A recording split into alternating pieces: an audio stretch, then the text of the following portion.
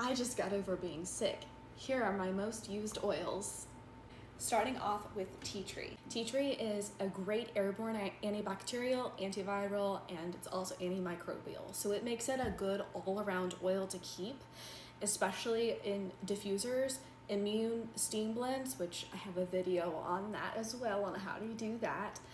But it also makes it great for cleaning and just keeping in topical solutions as well. It's got decongestive, mucolytic properties, and it's great for inflammation as well, and it's a great expectorant. Next up, lemon.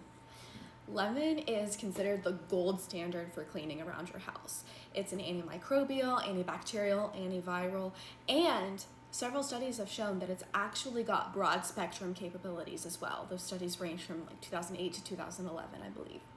So lemon is great, and if you use essential oils at all, you most likely already have it.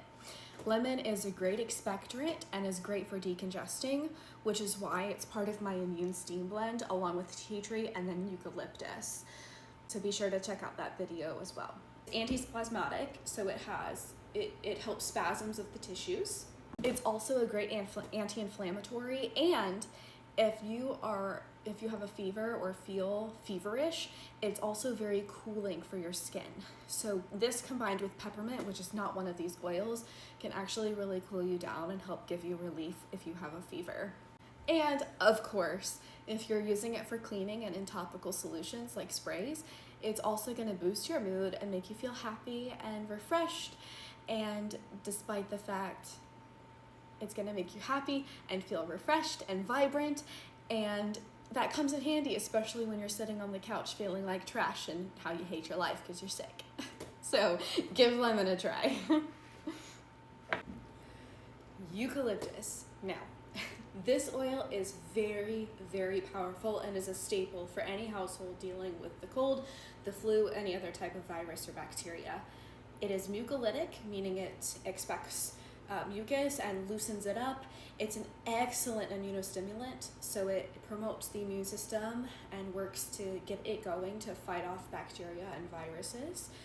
And it's also really cool because, like tea tree and lemon, it's an airborne antibacterial.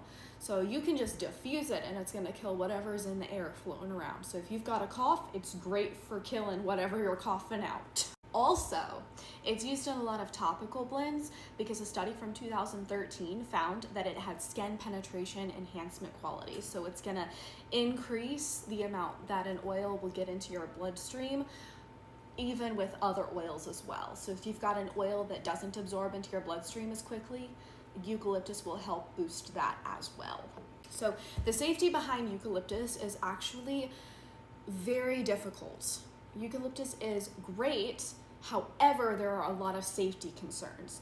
It's high in a compound called 1,8-cineol, so you want to avoid it under the age of 10.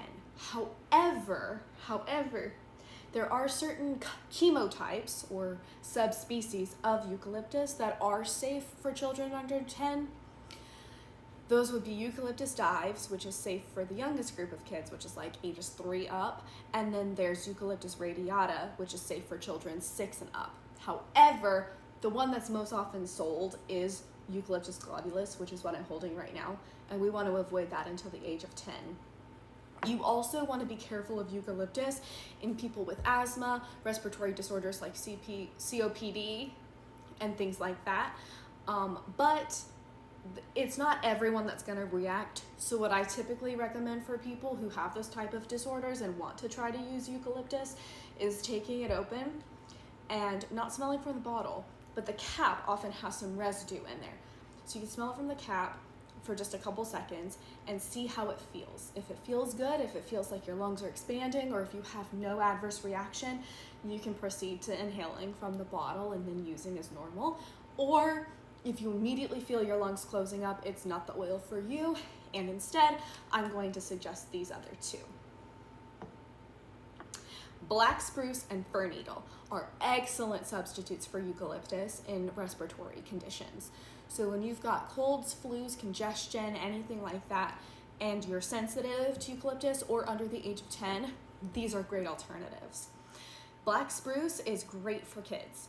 ages 3 and up. So you can use this at a low dilution and have little to no risk of adverse reactions. Of course, with all kids, we want to be careful. We always want to err on the side of safety rather than sorry.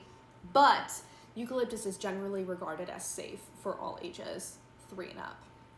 Fir needle is usually recommended for kids like 6 and up again, but you know, you can use it with kids under that age. You just need to be careful.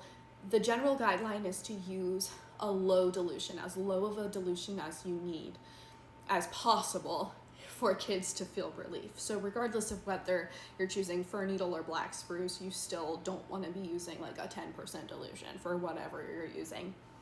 But fir needle is great. And then lastly, frankincense is a great equalizer. I love using frankincense because it has so many different properties that are great for just all around wellness that it makes it an excellent oil to have on hand at all times. Frankincense is anti-inflammatory, an antioxidant, and it's also antibacterial and antimicrobial as well.